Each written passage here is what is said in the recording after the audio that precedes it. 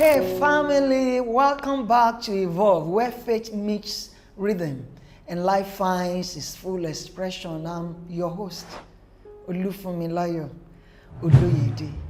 Personally, I'm very big on relationships. And today I'll be talking on something we all experience but don't always understand: the seasons of relationships.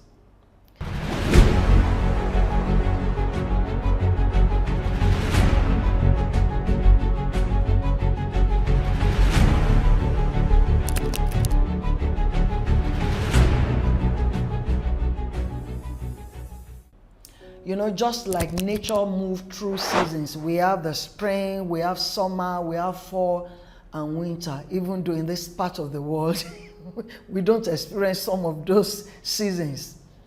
And as well, our relationships go through seasons too. Some are full of life and growth, while some are very cold and distant. But every season has its purpose. So let's break it down.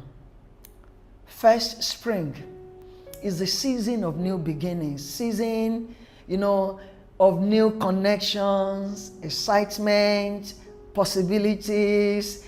And this could be a new friendship, a romantic relationship, a business relationship, or a family relationship, like a family friend, or even a restored connection with someone from your past. Everything feels so fresh and you are eager to learn about each other. But here is the key thing. Seeds planted in spring need proper care to grow. If we rush the process, we might miss the foundation building stage for that seed. Proverbs 4:23 reminds us to guard our hearts, not in fear, but with wisdom. So whether it is a new relationship, or mentorship, or romantic interest, take your time to nurture it well. Number 2, summer, the season of growth and intensity. Summer is where relationships flourish.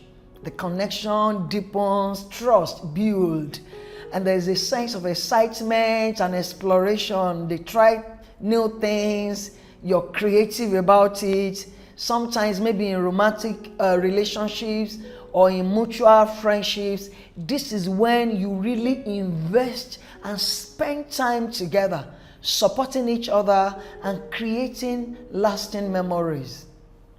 However, summer comes with heat, challenges, arguments, misunderstanding.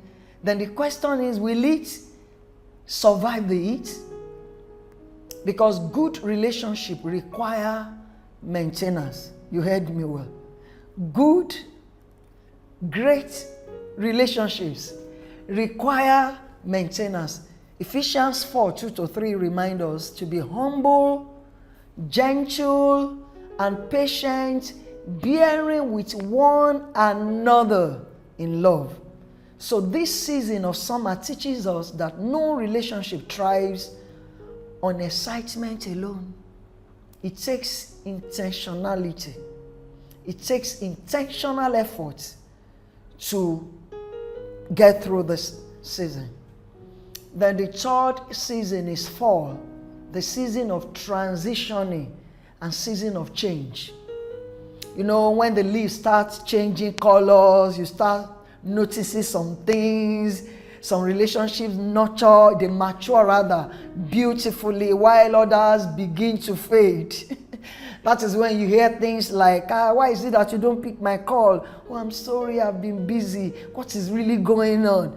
This could be because of life transitions, difference in values, or even God leading you in separate directions. And there is this words that they will tell you change is inevitable. Change is inevitable. As much as change is inevitable, change is hard. especially when we don't expect it. Ecclesiastes 3 verse 1 reminds us, to everything there is a season. Some relationships are for a lifetime, while others are for a season.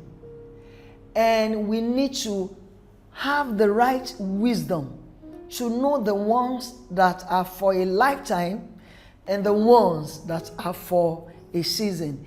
Instead of forcing something to stay the same, we must embrace the shifts and trust God that God is working through them in our favor. Then number 4, winter, summer, winter, autumn, spring. Everywhere I go, the season of distance and reflection. You know, winter can feel so lonely. Some relationships enter a season of distance, silence, even loss. This could be due to a breakup, a fallout, or a misunderstanding, or a necessary separation for growth. But winter is not just about loss, it's also about rest and reflection. Just as trees look bare in winter, but their roots grow deeper underground. It is a time for personal growth, personal assessment, healing, and drawing closer to God. It is a time of appraisal.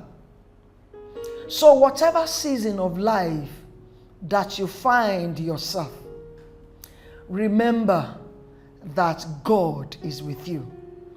And remember that every season in relationships has a purpose.